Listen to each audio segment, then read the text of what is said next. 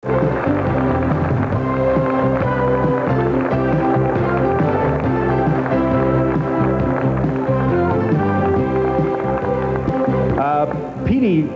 Rose probably got some more attention than any young man would want, especially at this age, but we are all impressed with the way you've handled the heat here of your father's celebrity status, especially over the past several. How old are you, Pete? 15. And do you switch hit? No, I just hit left-handed. Did you talk about that to your dad, or certainly must... Your father encouraged you to switch hit? Father and uncle, right.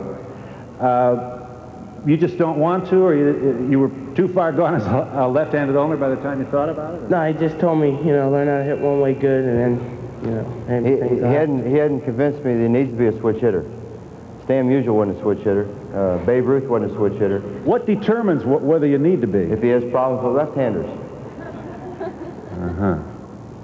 Steve Perez don't have trouble with right-handers, so you don't have to switch it. Well, but how would your father know you did, and when did he begin? How old were you when you... Well, he didn't know if I could or not, but he just decided because my uncle was a professional ball player, and he didn't have his biggest success in the game of baseball until the age 30 when he became a switch hitter, so they thought it was sort of a neat situation.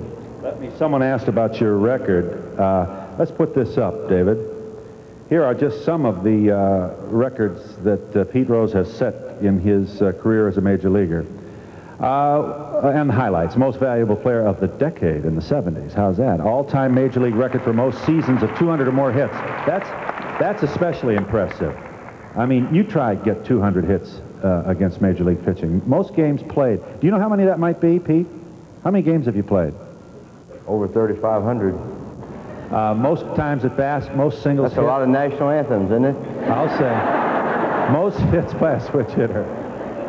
You must have seen that sung every way, including sideways. And you must have also been there when the lyrics have been forgotten on more than one occasion? Took me, let's see, last year it took me 22 years. I finally learned the words. How do you know? Yeah, I learned the Canadian one, too. I heard it twice. You know, we doubled up last year when I played for Montreal. Yeah. Right, Doggy? You got to learn them both. You got to stand out there for 7 minutes every night. It's fun, though. I'll bet you couldn't. I'll bet you couldn't. Could you recite the words to the national anthem? You don't have to sing it. Just recite them. No, I'd rather sing it, but...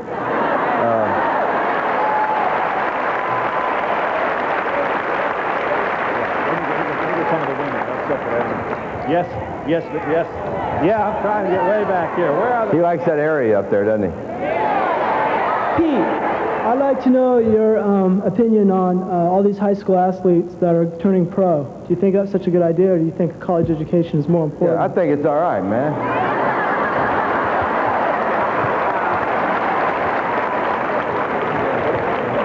Listen, I'm going to be the first one to tell you if you can get an education to get it. That's the only thing I would do over again if I had to do my whole life over. I'd try to further my education. Fortunately for me, I proved that you don't have to have a lot of brains to make a lot of money. But that doesn't happen to everybody. And if you have the opportunity to go to college, go to college. And then play...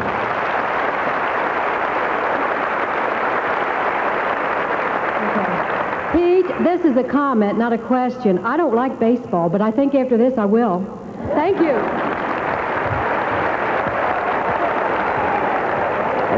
I tell you what, honey, Tuesday night when I went over 4 and we lost, I didn't like baseball either. But then Reuben told me to start having fun again, so I got a hit last night. So I love baseball. Baseball been very, very good to me.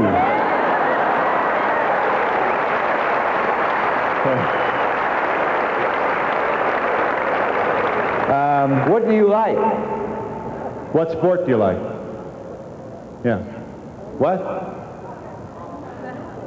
Let me show you, let's go down memory lane here for just a moment. These are some of the highlights of your career, Brother Pete. So bear up one. This is the collision with Bob Fosse in the 1970 All-Star game. Remember this?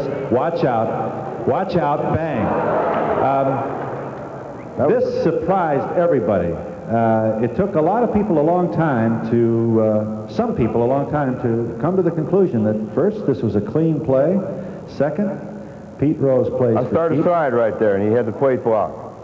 You were going to slide, and he Right. blocked it. You mess with the bull, you get the horns. This is a great catch. Let's watch this catch. Watch this catch.